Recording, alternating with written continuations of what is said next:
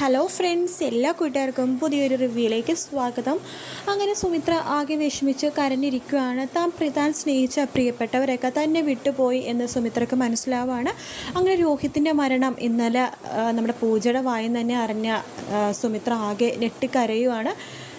സുമിത്ര അതിനുശേഷം ചെയ്യണമെന്ന് വെച്ച് കഴിഞ്ഞാൽ തൻ്റെ വീടും അതുപോലെ തന്നെ ശ്രീനിലയും അവിടുത്തെ അന്തരീക്ഷമൊക്കെ കാണാൻ വേണ്ടി അവിടെ പോകുവാണ്. അവിടെ ആരും തന്നെയില്ല. അങ്ങനെ നമ്മുടെ സുമിത്ര ആകെ തളർന്ന് കരഞ്ഞിരിക്കുന്ന സമയത്ത് കുറച്ച് ദിവസങ്ങൾക്ക് ശേഷം കാണിക്കാൻ പോണത് സിദ്ധാർത്ഥിനെയാണ്. അങ്ങനെ സിദ്ധാർത്ഥ് സുഖമായിട്ടിരിക്കുന്നു, ഒരു കുഴപ്പമില്ല. സിദ്ധാർത്ഥിനെ കൊണ്ടിട്ട് നമ്മുടെ സിദ്ധാർത്ഥിൻ്റെ പെങ്ങള് ശരണ്യ കാർത്തികേനെ കൊണ്ട് വിവാഹം കഴിപ്പിച്ചു. വേറൊന്നുമല്ല, സിദ്ധാർത്ഥിൻ്റെ അതായത് വയസ്സായി വരുവാണ്. അങ്ങനെ വാർദ്ധക്യകാലത്തിൽ ആരെങ്കിലുമൊക്കെ ഒന്ന് നോക്കാൻ വേണമല്ലോ. സിദ്ധാർത്ഥ് ഒന്ന് തളർന്നിരുന്ന് കഴിഞ്ഞാൽ ആരുമില്ല, അമ്മയില്ല, ആരുമില്ല, ഇപ്പോൾ ആരും തന്നെ ഇല്ല, മക്കളും മരുമക്കളും ഒന്നുമില്ല. അപ്പോൾ നോക്കാൻ ഒരു ആൾ, അതിനു വേണ്ടി കാർത്തിക എന്നൊരു പെണ്ണിനെ കൊണ്ട് നമ്മുടെ സിദ്ധാർത്ഥിനെ മൂന്നാമത് കെട്ടിച്ചു.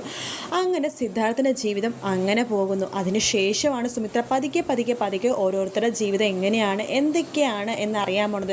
തൻ്റെ കൂടെയുള്ള കുഞ്ഞ് അത് തൻ്റെ പ്രിയപ്പെട്ട അനന്യയുടെ കുഞ്ഞാണ് എന്ന് മനസ്സിലാക്കാൻ പോകുന്നതും കുറച്ച് ദിവസങ്ങൾക്ക് ശേഷം തന്നെയാണ് കേട്ടോ. കാത്തിരുന്ന് കാണാം കുടുംബവിളക്കിൻ്റെ latest promo episode, upcoming episode കാര്യങ്ങൾ അറിയാൻ വേണ്ടി ചാനൽ ഒന്ന് സബ്സ്ക്രൈബ് ചെയ്യാൻ മറക്കരുത്. വീഡിയോ ഇഷ്ടപ്പെട്ടെങ്കിൽ ലൈക്ക് ചെയ്യുക. മറ്റൊരു വീഡിയോ ആയിട്ട് കാണാം. Take care, bye bye.